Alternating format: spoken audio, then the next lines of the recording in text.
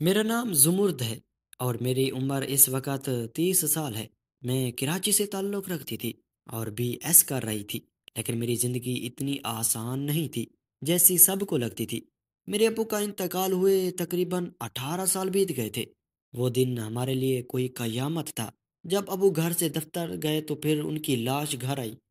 میں تب بہت چھوٹی تھی، لیکن حالات نے مجھے ایک دم بڑا کر دیا اور کچھ عرصہ تک سب لوگ سوگ مناتے رہے۔ میرے چاچو بہت اچھے تھے، وہ ہمارا بہت خیال رکھتے، لیکن جیسے ہی ابو کا چہلم ہوا، نانی امی آئی اور پتہ نہیں ایسا کیا کہا کہ گھر میں بہت لڑائی ہوئی۔ امی بہت روئیں اور پھر نانی میری امی کو ساتھ لے گئی اور میں اپنے چاچی چاچو کے آسرے پر یہاں رہ گئی۔ بعد میں پتہ چلا کہ نانی نے امی کی دوسری شادی کی بات کی تھی، کیونکہ امی کی عمر کم تھی، اس لیے وہ چاہتی تھی کہ ان کی بیٹی ساری عمر بیویگی کو جھیلتے ہوئے نہ گزار دے۔ جب امی کی دلہن بنے تصویریں آئی تھیں تو میں اس رات بہت روئی تھی اور امی سے کئی گلے شکوے کیے تھے، لیکن ان کو سننے والا کوئی نہیں تھا۔ امی کے جانے کے بعد چاچی نے مجھے میرے سکول سے اٹھوا لیا تھا اور پھر ایک گورنمنٹ سکول میں ڈال دیا۔ میں ابھی بچی ہی تھی، اسے ایک دن گھر کے کام بھی آ گئے تھے اور پھر وقت گزرتا گیا تھا، اور وہ بچی جسے اس کی ماں لاڈو سے بار بار کہہ کر سکول کے لیے بھیجا کرتی تھی، وہ بڑی ہوئی تو سب سے پہلے اٹھ کر ان کی چائے بناتی، ناشتہ بناتی تاکہ سب لوگ اپنی اپنی جگہ جا سکیں۔ میں اکثر سوچا کرتی تھی کہ کیا میری ساری زندگی ایسے ہی گزر جائے گی، لیکن مجھے اپنے چاچو پر یقین تھا۔ مگر ایک دن وہ ہوا کہ میں تو کچھ سوچ بھی نہیں سکی اور میری قسمت بدل گئی۔ چاچو کو فالج کا اٹیک آیا تھا اور پھر وہ بستر پر لگ کر رہ گئے تھے۔ ساری زندگی بھر کمایا تھا کہ بیماری میں کوئی دقت اور تنگی نہ آئی، لیکن اب وہ ایک دم اس بیماری کے آنے کی وجہ سے بہت پریشان ہوئے اور پھر انہوں نے چاچی سے کہا کہ میرے لیے کوئی بہترین گھر کا رشتہ ڈھونڈے۔ وہ مجھے اپنے ہاتھوں سے اچھی جگہ رخصت کرنا چاہتے تھے۔ انہوں نے چاچی کو خاص ہدایت کی کہ پیسوں کی فکر نہیں کرنی، بس رشتہ ایسا ہو کہ ہماری بچی ساری عمر خوش رہے، ہم لاکھوں کا جہیز دیں گے۔ ان کی اس بات پر میری آنکھوں میں آنسو آ گئے۔ جو کام میرے بابا کے بعد میری ماں کا تھا وہ اب چاچو کر رہے تھے۔ میں ان کے احسانوں پر خاموشی سے بس آنسو پی کر رہ جاتی۔ چاچی نے رشتے دیکھنے شروع کر دیے تھے اور پھر انہوں نے رشتہ ڈھونڈ ہی لیا تھا۔ چاچو تو ہل بھی نہیں سکتے تھے، سب کام چاچی نے کیے تھے۔ میں خوش تھی کہ انہوں نے ماں ہونے کا فرق نبھایا تھا۔ میں نے اب تک لڑکا نہیں دیکھا تھا، لیکن مجھے اندازہ تو تھا کہ وہ یقیناً اچھا ہی ہوگا۔ میں بھی پڑھی لکھی تھی اور خوبصورت بہت تھی اور ایک اچھے گھرانے سے بھی تعلق رکھتی تھی، اس لیے مجھے پوری امید تھی کہ میرا ہم سفر بھی میرا جیسا ہی ہوگا۔ میں نے کئی خواب بننے شروع کر دیے اور پھر چاچی نے جہیز بنانا شروع کر دیا۔ جیسا چاچو چاہتے تھے ویسا نہ صحیح، لیکن میرے لیے ان کا خلوص اور پیار بہت ہی سب کچھ تھا، اس لیے میں تھوڑے اور سستے سامان پر بھی بہت خوش تھی۔ اور پھر میری رخصتی کا دن آ گیا۔ مہندی کی رات نہ جانے کیسے چاچو کی طبیعت خراب ہو گئی۔ ڈاکٹر نے کہا کہ کچھ غلط کھایا ہے۔ اس بات پر ہم سب حیران ہوئے کیونکہ چاچو صرف وہی پرہیزی کھانا کرتے تھے جو چاچی بناتی، لیکن اب کیا کر سکتے تھے۔ چاچو ہسپتال میں ایڈمٹ کر لیا گیا تھا۔ میں چاچو کی دعائیں کے سائے میں تلے تھی، رخصت ہونا چاہتی تھی، لیکن اب گھر آئی بارات کو واپس لوٹایا نہیں جا سکتا تھا، اس لیے سب فرائض چاچی نے سارے انجام دیے۔ نکاح ہوا تو مجھے چاچو اور ابو کی بہت یاد ستائی۔ میں امی سے بھی ملنا چاہتی تھی، لیکن وہ نہیں آئے۔ نکاح کے بعد جب مجھے دلہے کے ساتھ بٹھانے کے لیے لے جا گیا تو تب میرے پیروں تلے سے زمین نکل گئی، کیونکہ یہاں سب کچھ اس کے برعکس تھا جو میں نے سوچا تھا۔ وہ کہ 30 سال کا مرد تھا، شک صورت تو گزارے لائق تھی، لیکن انداز اعتبار سے صاف واضح تھا کہ وہ کوئی پڑھا لکھا لڑکا نہیں تھا۔ بارات کے ساتھ آئے لوگوں نے خاص مذہب نہیں لگ رہا تھا، وہ سب ندیروں کی طرح کھانے پر ٹوٹے پڑے تھے۔ انہیں دیکھ کر مجھے احساس ہوا کہ آخر چاچی مجھے اچھی جگہ کیسے بھیج سکتی تھی، انہیں میرے ساتھ یہی کرنا تھا۔ وہ ہمیشہ مجھ سے نفرت کرتی آئی تھی اور آج انہوں نے ساری نفرت سود سمیت واپس لوٹا دی تھی۔ چاچی کے چہرے پر ایک مسکراہٹ تھی، وہ یہ سب دیکھ کر تو شادی نہ ہونے دیتے یا پھر وہ یہ بات دل پر لے جاتے۔ میں نہیں چاہتی تھی کہ چاچو کی صحت پر کوئی اثر پڑے، اس لیے خاموش ہو گئی۔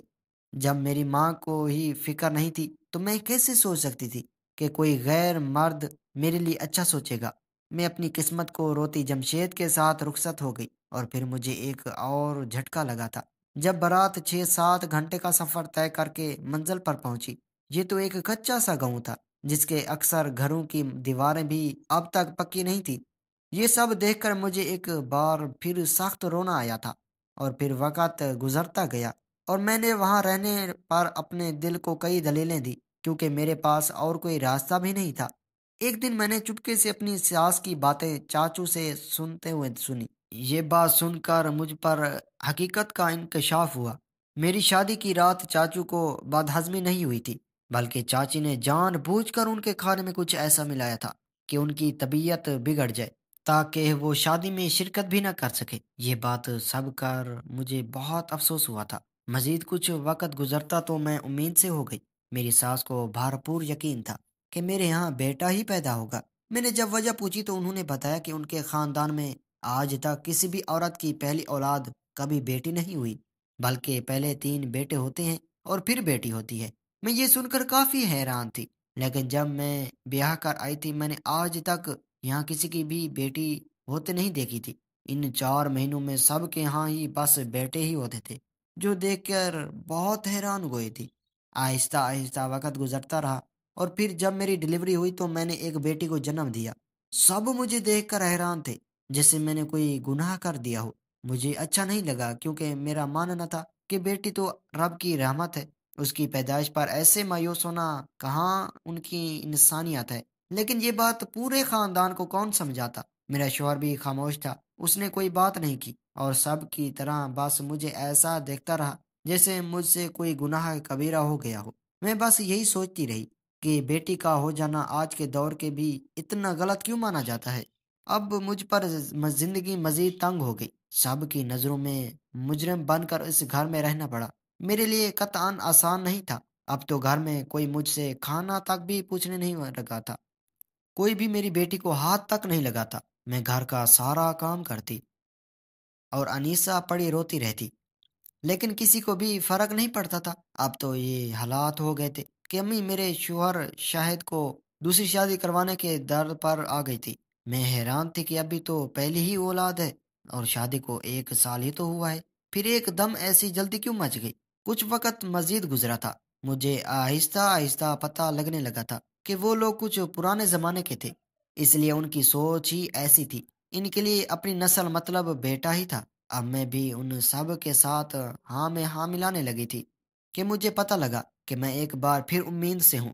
اب میں امید سے ہوئی تو میری ساس مجھے ایک عامل کے پاس لے کر گئی۔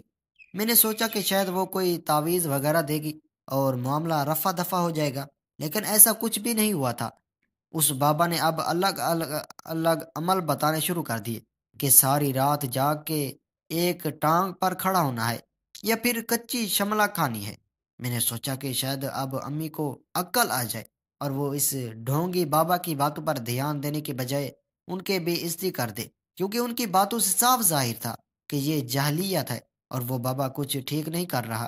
میں بالکل خاموش رہی اور پھر امی کے کچھ بھی بولنے کا انتظار کر رہی تھی، لیکن وہ جب بولی تو میں حیران رہ گئی۔ انہوں نے بہت عقیدت سے اس عامل سے بات کی تھی، اور پھر انہوں نے اتنی ہی عقیدت سے بابا جی سے کہا کہ میری بہو تو سب لے کر گئی، لیکن ہونا بیٹا ہی چاہیے۔ اور وہ باجی بھی بہت اعتماد سے کہہ رہے تھے کہ ہاں بیٹا ہی ہوگا۔ مجھے یہ بت کافی عجیب سی لگی تھی، کیونکہ جو بات دنیا کے بڑے بڑے ماہرین نہیں کہہ سکتے کہ کسی دوائی سے بیٹا ہوگا، یا باجی کچی شملہ کھانے سے کہہ رہا تھا۔ اور جب میں گھر آئی اور اپنے شوہر کے آنے کا انتظار کرنے لگی، آج میں نے سوچ ہی لیا تھا کہ جو بھی ہو جائے میں جمشید کا دل جیت کر رہوں گی۔ میں نے جمشید کی پسند کا کھانا بنایا اور پھر اچھے سے اچھے کپڑے پہن کر ان کے آنے کا انتظار کرنے لگی۔ میں نے آج اشال کو بھی پہلے ہی صلاح دیا تھا کہ کہیں اسے دیکھ کر جمشید کا موڈ خراب نہ ہو جائے، لیکن اس رات بھی نہ جانے ایسا کیا ہوا کہ جمشید فوراً سو گئے۔ میں بہت مایوس ہو گئی تھی، اور پھر میری ساس نے مجھے کچی شملہ کھلانی شروع کی اور میں ساری وظیفہ کرتی۔ تب بھی میں نے ایک چیز دیکھی کہ میں تو رات میں جاگ کر وظیفہ کرتی ہوں، لیکن یہ امی رات بھر کیوں نہیں سوتی؟ وہ کیوں اپنے بستر پر بیٹھی رہتی؟ میں نے اب فیصلہ کیا، میں دیکھوں گی کہ آخر ایسا کیا ہے جو انہیں راتوں کو سونے نہیں دیتا۔ ایک دن میں نے وظیفہ کرنے کھڑی تو میں نے دیکھا کہ جب امی کو تسلی ہو گئی تو امی اپنے کمرے میں چلی گئی۔ میں نے چپکے سے ان کے کمرے میں جھانکا تو وہ اپنے بستر پر بیٹھی کچھ کر رہی تھی۔ دور سے زیادہ کچھ نظر نہیں آ رہا تھا، لیکن میں صرف یہ دیکھنے میں کامیاب ہوئی کہ وہ سوئی دھاگے کے ساتھ کچھ سی رہی تھی۔ میں نے دیکھنے کی کافی کوشش کی لیکن کامیاب نہ ہو سکی۔ میرے ذہن میں پہلا خیال یہی آیا کہ ہو سکتا ہے کہ وہ اپنے آنے والے ہوتے کے لیے کپڑے بنا رہی ہو، کیونکہ وہ بہت زیادہ پر امید تھی کہ اب وہ ہوتا ہی ہوگا۔ لیکن پھر یہ راز ہونے لگا، وہ روز کچھ نہ کچھ بناتی رہتی جسے دیکھ کر مجھے تجسس ہوتا کہ آخر ایسا کیا ہے جو مکمل ہی نہیں ہوتا۔ اور پھر ایک دن اس راز سے پردہ اٹھ ہی گیا۔ اس دن امی نے جیسے ہی کھانا کھایا ان کے دل میں ہلکا ہلکا درد شروع ہوا، اور پھر دیکھتے ہی دیکھتے وہ درد سے بے حال ہو گئی۔ سب لوگ انہیں لے کر جلدی سے ہسپتال بھاگے اور میں گھر میں رہ گئی کیونکہ میں امید سے تھی۔ مجھے ہسپتال سے جمشید نے کال کی کہ امی کا ایک سوٹ استری کر دو، شاید ایک دو دن ہسپتال رہنا پڑے۔ میں امی کے کمرے میں گئی تو میری نظر وہاں موجود ان کے بستر پر پڑی۔ تبھی میرے ذہن میں آیا کہ آج تو موقع مل گیا ہے، مجھے اس سے فائدہ اٹھانا چاہیے۔ میں امی کے بستر کی طرف بڑھی تھی تو وہاں موجود چیزیں دیکھ کر میں حیران رہ گئی۔ میری ساس روز اس وقت بیٹھ کر گڑیا بنتی تھی، اور یہ گڑیا میں اچھے سے جانتی تھی صرف کالے جادو میں استعمال ہوتی تھی۔ لیکن اس کا کام میری ساس کے کمرے میں کیا تھا، اس بات نے مجھے پریشان کر دیا تھا، اور میں خاموشی سے اپنے کمرے میں آ گئی۔ اب میں سوچ ہی رہی تھی کہ آخر اس بات کا جواب کہاں سے لاؤں۔ اب کچھ دن مزید گزرے اور امی گھر آ گئی تھی۔ میں نے سوچا کہ اب میں ان سے پوچھوں گی کہ آخر یہ کیا تھا جو وہ کر رہی تھی۔ اور پھر ایک دن ساری کی ساری حقیقت میری نظروں کے سامنے آ گئی۔ امی تیار ہو کر گھر سے نکلی تھی۔ میں نے کہا کہ میں آپ کے ساتھ چلتی ہوں یا پھر جمشید آپ کو چھوڑ دیں گے، لیکن انہوں نے کہا وہ خود جائیں گے۔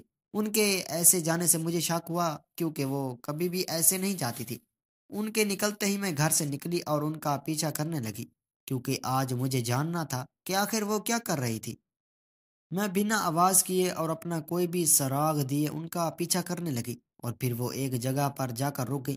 وہ کوئی مسجد تھی، لیکن حیرانی کی بات تو یہ تھی وہ بس دروازے پر ہی کھڑی تھی اور اندر نہیں گئی تھی، اور نہ ہی کہیں آگے۔ آدھا گھنٹہ گزر گیا تھا۔ میں نے سوچا کہ میں واپس چلی جاتی ہوں کیونکہ کافی دیر ہو چکی تھی۔ ابھی میں واپس جانے کے لیے مڑ ہی تھی کہ میں نے کسی کو آتے دیکھا۔ وہ عورت جب قریب آئی تو میں حیران رہ گئی کیونکہ وہ تو میری چاچی ہی تھی۔ اور پھر انہیں نے باتیں کرنا شروع کی، اور بچپن تک کے رازوں سے آج تک پردے اٹھانا شروع ہوئے تھے۔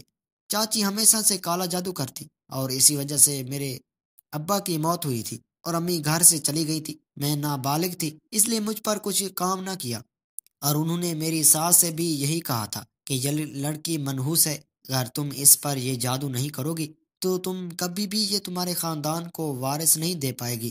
میں یہ سب سن کر بہت حیران ہوئی کہ آخر وہ مجھ سے دشمنی میں اتنا آگے کیسے بڑھ گئی تھی کہ انہیں دنیا میں اور آخرت میں کسی چیز کی پرواہ ہی نہیں تھی۔ اب میں نے سوچا کہ ان دونوں کو ان کی سازش کا پھل تو ملنا ہی چاہیے۔ میں نے جمشید سے کہا کہ میں اپنے میک والوں کی دعوت کرنا چاہتی ہوں، اور انہوں نے مجھے اجازت دے دی۔ میں نے سارا دن سب کا انتظار کیا، اور جب سب لوگ آ گئے تو میں نے کھانا لا کر رکھا۔ سب لوگ ہاتھ دھو کر کھانے بیٹھ گئے، اور جب انہوں نے ڈھکن اٹھایا تو میں حیران رہ گئی۔ ٹرے میں کھانے کے بجائے گوڑیاں موجود تھی۔ میں نے بھی سب کے ساتھ انجان بننے کا ڈرامہ کیا۔ تب میری ساس نے میری چاچو کو دیکھتے ہوئے کہا کہ تم یہ سب ہم پر بھی کر رہی ہو۔